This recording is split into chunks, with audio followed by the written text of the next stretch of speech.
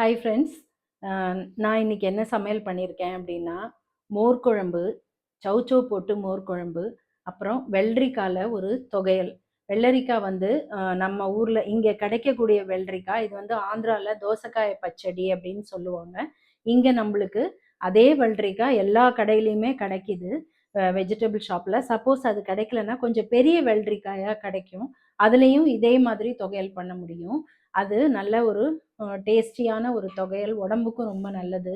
அதுக்கப்புறம் side dish வந்து capsicum பொட்டேட்டோவில் ஒரு காய் பண்ணியிருக்கேன். அது வந்து மேட்சிங் ஆகிற மாதிரி, அந்த மோர் குழம்புக்கு மேட்ச் ஆகிற மாதிரி, நியூட்ரியன்ஸ் கெடாத மாதிரி என்னால் முடிஞ்ச அளவு நான் நல்லா பண்ணி காமிச்சிருக்கேன்னு நினைக்கிறேன். நீங்கள் என்னோட ரெசிபீஸை பார்த்துட்டு எப்படி இருக்குன்னு பார்த்து எனக்கு கமெண்ட்ஸில் சொல்லுங்கள். அதே மாதிரி இதெல்லாம் ட்ரை பண்ணி பார்த்துட்டு எனக்கு சொல்லுங்கள். ப்ளஸ் வந்து நீங்கள் சப்ஸ்கிரைப் பண்ணுங்கள். உங்களுக்கு பிடிச்சிருந்தா நீங்கள் ஷேர் பண்ணுங்கள், லைக் பண்ணுங்கள், சப்ஸ்கிரைப் பண்ணுங்கள் ஃப்ரெண்ட்ஸ். வாங்க, நான் இப்போ எப்படி சமைச்சிருக்கேன் அப்படிங்கிறத உங்களுக்கு நான் காமிக்கிறேன். ஃபர்ஸ்ட்டு மோர் குழம்புக்கு நம்ம என்னெல்லாம் வந்து ஆட் பண்ணணும்னு பார்க்கலாம். ஒரு 1.5 ஸ்பூன் ஜீரகம், ஒரே ஒரு ஸ்பூன் கடுகு, சின்ன ஸ்பூனில் ஒரு ஸ்பூன் கடுகு, ஒரு டேபிள் ஸ்பூன் கடலைப்பருப்பு, ஒரு டேபிள் ஸ்பூன் துவரம்பருப்பு, ஒரு டேபிள் ஸ்பூன், ஒரு 3/4 டேபிள் ஸ்பூன் தனியா, கொரியண்டர் சீட்ஸ் இருக்கு இல்லையா, அது எல்லாம் போட்டு நம்ம ஊற வச்சுக்கலாம். ஊற வச்சுட்டு தொகையலுக்கு இந்த குக்கும்பர் கிடைக்கும், எல்லா கடையிலையும் கிடைக்கும். இல்லைன்னாலும் இந்த பெரிய குக்கும்பர் இதே மாதிரி பெருசு கிடைக்கும் உங்களுக்கு, வெள்ளரிக்காய், அது கூட நீங்க யூஸ் பண்ணிக்கலாம். இதுல ரெண்டுல எது சேர்த்தாலும் நல்லா இருக்கும். இதோட தோல் எடுத்துட்டு சீட்ஸோடய நம்ம கட் பண்ணிக்கலாம். சீட்ஸ் இருந்தா நல்லா இருக்கும். சீட்ஸ் இருக்குன்னு நினைக்காதீங்க. சீட்ஸ், குக்கும்பர் சீட்ஸ் எல்லாம் வந்து நம்ம சாப்பிட்றது இல்லையா, அந்த மாதிரி தான். அடுத்தது மோர் குழம்புக்கு நம்ம சௌசௌ கட் பண்ணி வச்சிருக்கேன். 2 சின்ன சௌசௌ கட் பண்ணியிருக்கேன். அதுல கொஞ்சம் மஞ்சள் பொடி போட்டு கொஞ்சமா தண்ணி விட்டு ஆன் பண்ணி அதை வேக வச்சுக்கலாம். சிம்ல வச்சு வேக வச்சுக்கலாம். அடுத்து நான் இப்ப என்ன பண்ண போறேன்னா, நல்லெண்ணெய் விட்டுருக்கேன் கடாயில. ஒரு 2 ஸ்பூன் அளவுக்கு நல்லெண்ணெய் விட்டுருக்கேன். அதுல கடுகு, கடலைப்பருப்பு, அப்புறம் கொஞ்சமா உளுத்தம்பருப்பு போட்டு நல்லா ஃப்ரை பண்ணிட்டு, இப்போ வந்து கேப்சிகம் பொட்டேட்டோ கறி, இதுக்கு தான் நான் இப்போ தாளிச்சு கொட்டியிருக்கேன். இப்போ என்ன பண்ணலாம், நான் வந்து கேப்சிகம் அப்படியே பச்சையா பொடியா கட் பண்ணி வச்சிருக்கேன். பொட்டேட்டோ வந்து நல்லா வேக வச்சுட்டு கட் பண்ணி வச்சிருக்கேன். இந்த மாதிரி பண்ணும்போது உங்களுக்கு கேஸ்ட்ரிக் ப்ராப்ளம் ஆகாது. பொட்டேட்டோலையும் நிறைய நியூட்ரியன்ஸ் இருக்கு. அதை ஆனால் வேக வச்சு சாப்பிடணும், அதுதான் அதுல மெயின்.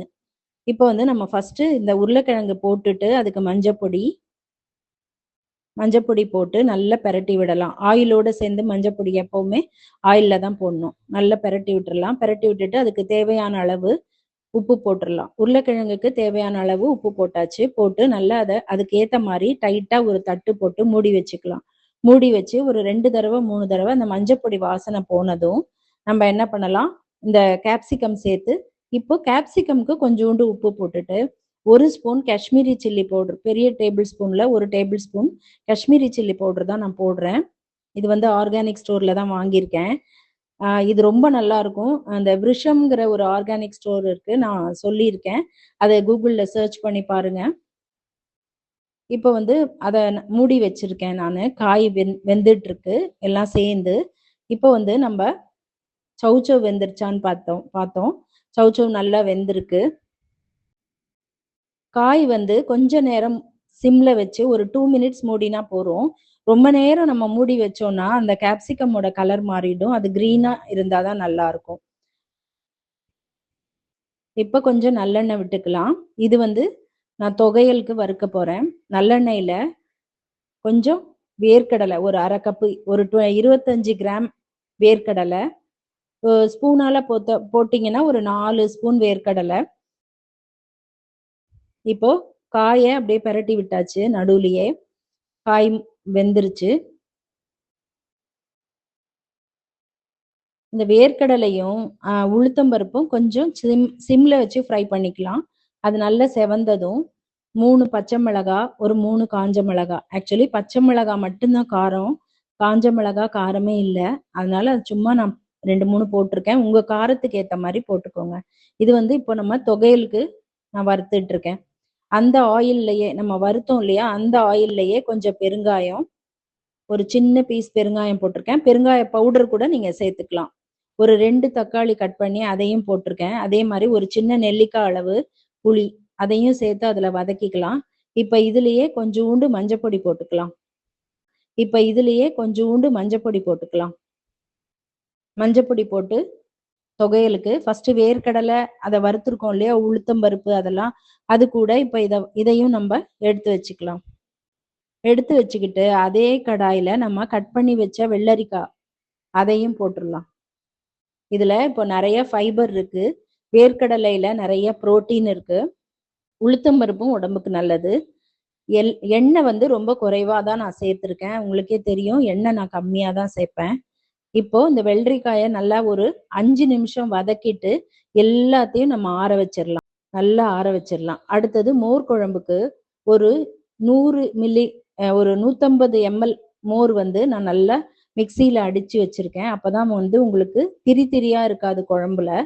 மிக்சியில அடிச்சுட்டு இப்போ மோர் குழம்புக்கு என்ன அரைக்கலாம்னா, ஒரு அரை பீஸ் இஞ்சி, ஒரு இன்ச்சு இஞ்சி, ஒரு 3 பச்சை மிளகா, அப்புறம் ஒரு சின்ன பீஸ் ஒரு ஹாஃப் வந்து கோகோனட் எடுத்திருக்கேன். அது வந்து அந்த அளவுக்கு உங்களுக்கு ரொம்ப நிறைய கிடையாது, அந்த மோர் குழம்புக்கு ஏத்த அளவு எடுத்திருக்கேன்.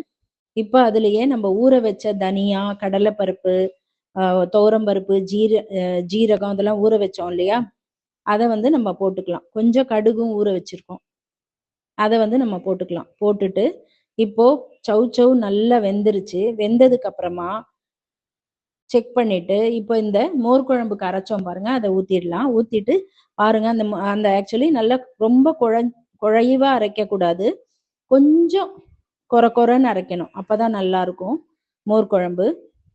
அதே மாதிரி பெருங்காய பொடி என்கிட்ட இல்லை, அதனால ஒரு கட்டி பெருங்காயத்தை வெந்நீர்ல ஊற வச்சிருந்தேன். ஊற வச்சு அதை கரைச்சி ஊத்திக்கிறேன். குழம்புக்கு தேவையான அளவு உப்பு போட்டாச்சு. பிங்க் சால்ட் சேர்த்துக்கோங்க, ஒயிட் சால்ட்டை விட இது உடம்புக்கு நல்லது.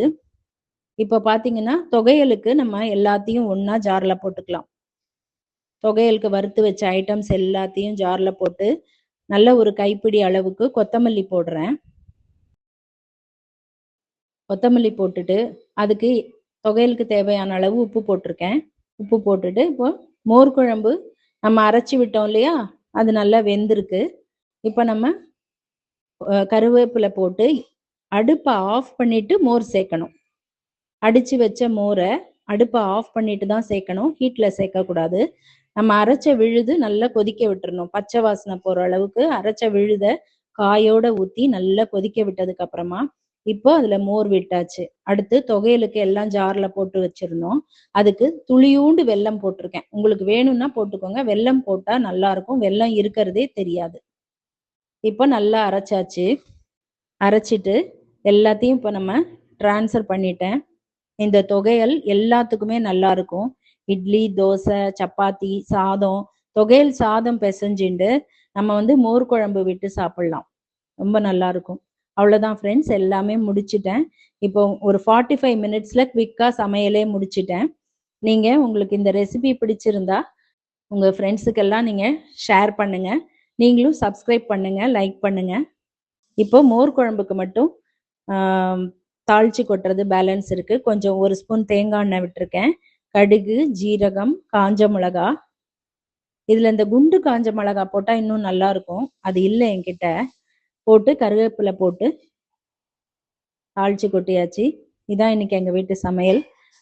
வெள்ளரிக்காய் தொகையல், அதாவது தோசைக்காய பச்சடி, அப்புறம் உருளைக்கிழங்கு கேப்சிகம் கறி. மோர் குழம்புக்கு இது மேட்சா இருக்கும். அதே மாதிரி தொகையல் சாதத்துக்கு மோர் குழம்பு மேட்சா இருக்கும், சூப்பரா இருக்கும் ரெண்டும். ஆத்தூர் கிச்சலி சம்பா ரைஸ். இதான் இன்னைக்கு எங்க வீட்டு சமையல் ஃப்ரெண்ட்ஸ். உங்களுக்கு பிடிச்சிருந்தா என் சேனலுக்கு சப்ஸ்கிரைப் பண்ணுங்க. தேங்க்யூ.